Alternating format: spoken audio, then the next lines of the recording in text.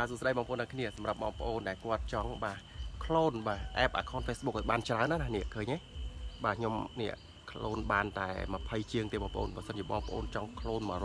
200 app នេះក៏បានដែរបងប្អូនណា app Facebook ឯងហើយបងប្អូនអាចបាទបង្កើត account មួយបាទដាក់ app មួយបាទបានមួយដូច like តែម្ដងបងប្អូនចង់បង្កើតបាទ100 account ក៏បានដែរមុនបងប្អូនចង់បង្កើតបាទ100 account ណាហ្នឹងហើយបងប្អូនត្រូវ clone នេះ clone app នេះបាទ app account Facebook ឲ្យបានច្រើនមកបាទហ្នឹងហើយឃើញទេខ្ញុំ clone បានតែ20ជាងទេបងប្អូនណាបើសិនជាបងប្អូនចង់ចេះ clone app account Facebook នេះដាក់នៅលើអេក្រង់ទូរស័ព្ទរបស់យើងហ្នឹងបងប្អូនណាទស្សនាវីដេអូនេះជាមួយខ្ញុំទាំងអស់គ្នាបាទមុនដំបូងបងប្អូនចុចចូលតាមខ្ញុំមកឥឡូវខ្ញុំសូមបាទ record បន្តិចសិនបងប្អូនណាអ្នក record នេះខ្ញុំចុច record តិចសិនដើម្បីខ្ញុំអនុវត្តបាទជូនទៅដល់បងប្អូនទាំងអស់គ្នាពីរបៀប clone app account Facebook ដាក់នៅលើអេក្រង់ទូរស័ព្ទរបស់យើងបងប្អូនណាជាមួយខ្ញុំឲ្យបងប្អូនមើលសិនបាទនេះបងប្អូនណានេះឃើញទេយើង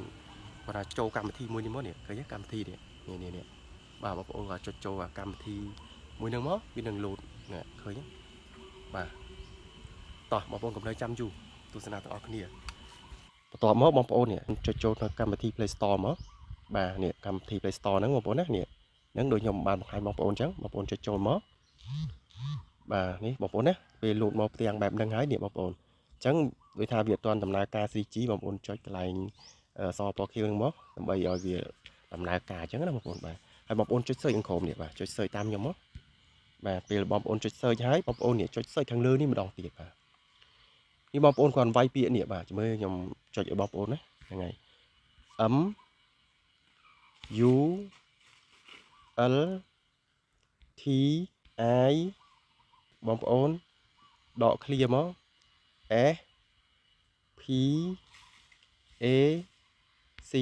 E បងប្អូនគាត់ឲ្យវាប៉ុណ្ណឹងណាហ្នឹងហើយបន្ទាប់មកបងប្អូនចុចសញ្ញាក្បាលពួរនៅក្រោមនេះបើសិនជាវាលោតនៅខាងក្រោមនេះបងប្អូនណានេះខាងក្រោមហ្នឹងបងប្អូនចុចចូលនៅខាងក្រោមដែលយើង search ហ្នឹងក៏បានដែរបាទឥឡូវខ្ញុំចុចចូលទីនេះបាទបន្ទាប់មកបងប្អូននឹងឃើញកម្មវិធីមួយហ្នឹងនេះឃើញទេបាទហើយខ្ញុំអនុវត្តនេះបាទសម្រាប់តែទូរស័ព្ទពពួក Android បងប្អូនណាហ្នឹងហើយអញ្ចឹងបងប្អូននេះឃើញខ្ញុំតម្លើងរួចរាល់ទេបាទបើសិនជាបងប្អូនអត់ទាន់តម្លើងទេវាលោតចេញពាក្យថា install បងប្អូនណានេះឃើញទេ install ដូចកម្មវិធីខាងលើនេះអញ្ចឹងដោយសារតែខ្ញុំបានតម្លើងរួចរាល់ហើយបងប្អូនត្រូវតម្លើងកម្មវិធីមួយនេះបាទអញ្ចឹងពេលដែលបងប្អូនតម្លើងរួចរាល់ហើយបងប្អូនចុចពាក្យថា open នេះមកបាទចុចចូលមកហើយដោយសារខ្ញុំបានតម្លើងដល់21បងប្អូនឃើញទេបាទអញ្ចឹងបងប្អូនបើសិនជាមានកម្មវិធីអីនៅក្នុងហ្នឹងណាហ្នឹងហើយអញ្ចឹងបងប្អូនអាចតម្លើងបានហើយបងប្អូនណាអញ្ចឹងបងប្អូនគាត់ចុចចូលសញ្ញាលេខបូកនេះបាទលេខបូកហ្នឹងចុចចូលមកបាទនេះបងប្អូនឃើញបាទបងប្អូនចង់តម្លើង app មួយណាក៏បានដែរទាំងអស់នេះយើងអាចតម្លើងបានហើយបងប្អូនឃើញទេបាទបើសិនជាបងប្អូនចង់តម្លើង chat messenger បងប្អូនចុចលើ chat messenger បងប្អូនណាហ្នឹងហើយអញ្ចឹងខ្ញុំចុចបង្ហាញបងប្អូន chat messenger មុនសិនដោយសារតែនេះបងប្អូនណាដោយសារតែខ្ញុំបានតម្លើង account Facebook ឃើញទេបាទអញ្ចឹងបងប្អូនឃើញខាងនេះខាងលើដល់ពេលយើងតម្លើងហើយវាលោតចុះខាងក្រោមអញ្ចឹងខាងក្រោមវាសិតតែ Facebook ទាំងអស់បាទឃើញទេបាទអញ្ចឹងខ្ញុំសូមតម្លើង chat messenger បាទដើម្បីឲ្យបងប្អូនមើលហ្នឹងហើយអញ្ចឹងដល់ពេលយើងអូសមកវាលោតចេញបែបនេះបាទឥឡូវខ្ញុំតម្លើង chat messenger បងប្អូនចុចសញ្ញាលេខបូកនេះមកបាទអញ្ចឹងបងប្អូននេះចុចចូល chat messenger ដល់ពេលបងប្អូនចុចសកត់លើវាមានវងពណ៌នេះពណ៌លឿងបងប្អូនណាហ្នឹងហើយពណ៌លឿងហ្នឹងហើយបងប្អូនមើលកន្លែងនេះគេហៅថា clone បងប្អូនណាហ្នឹងហើយបងប្អូនចុចសញ្ញា clone ហ្នឹងមកឥឡូវយើងបាន app មួយនេះឃើញទេបងប្អូនណានេះ1បាទបងប្អូនឃើញ chat messenger 1ទេបាទពេលដែលយើងចុចសញ្ញាលេខបូកនេះម្ដងទៀតបាទចុចមកអញ្ចឹងបងប្អូនចុចបាទនេះចុចកណ្ដាស់ទី2ពេលយើងចុច select កន្លែងហ្នឹងមកនេះចុច select លើ chat messenger ហ្នឹងបងប្អូនណាហ្នឹងហើយចុច select មកបងប្អូនចុចពាក្យថា clone ទៀតអញ្ចឹងវាបាន2ណានេះបងប្អូនជិះមើលវាលោតដែរនេះឃើញទេយើងបាន1 2ឃើញទេ messenger 1មួយនេះ messenger 2បាទអញ្ចឹងបងប្អូនចុចសញ្ញាលេខបូកទៀតដើម្បីយើងតម្លើងណាបងប្អូនបាទតម្លើងឥឡូវចាំតម្លើងរួចរាល់ហើយចាំខ្ញុំប្រាប់បងប្អូនបាទបន្ថែមទៀតបងប្អូនណាហ្នឹងហើយបងប្អូនចុចសញ្ញាលេខបូកមកហើយបងប្អូនចុច chat messenger ហ្នឹងមកហើយបងប្អូនចុច clone ទៀតបាទតែប៉ុណ្ណឹងបងប្អូនពេលដែលបងប្អូនតម្លើងកម្មវិធីនឹងរួចរាល់ហើយបងប្អូនគាត់ចុចសញ្ញាលេខបូកមកចង់តម្លើង chat messenger ចង់តម្លើង Facebook បាទដូចគ្នាបងប្អូនណានឹងឬក៏បាទ WhatsApp នេះក៏បានដែរបងប្អូនណាហ្នឹងហើយអញ្ចឹងបងប្អូនចុចមកឬក៏ Instagram ក៏បានដែរសាច់តែបងប្អូនទេឬក៏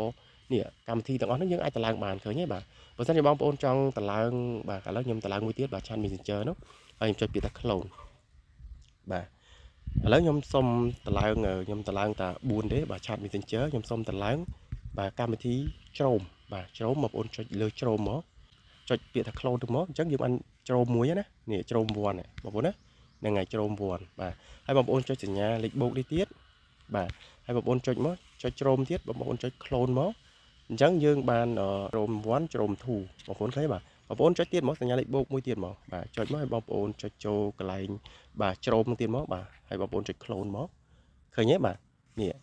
ឃើញទេយើងបាន3អញ្ចឹងខ្ញុំបង្ហាញបងប្អូនតែប៉ុណ្្នឹងទេបាទហើយខ្ញុំបញ្ជាក់បងប្អូនកន្លែងនេះកន្លែងនេះបងប្អូនឃើញ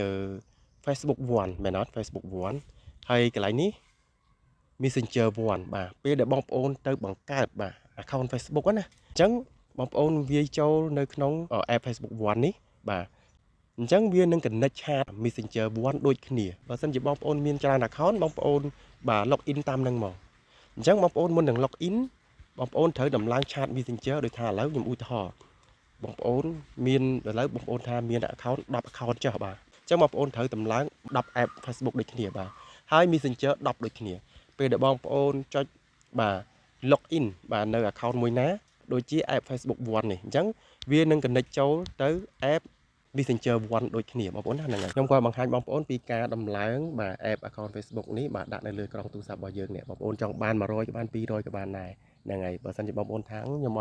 អត់ទាន់ចេះបង្កើតបាទ account Facebook ទេបងប្អូនអាច comment នៅខាងក្រោមវីដេអូនេះបានខ្ញុំនឹងបង្ហាញបងប្អូនពីការបង្កើតបាទ account Facebook ឲ្យបានត្រឹមត្រូវតាមស្តង់ដារតែម្ដងបងប្អូនណាហ្នឹងហើយអញ្ចឹងវីដេអូមានប្រឹងទេបងប្អូនបាទអរគុណសម្រាប់ការទស្សនាវីដេអូមួយនេះតាំងពីដើមរហូតដល់ចប់បាទសូមជម្រាបលា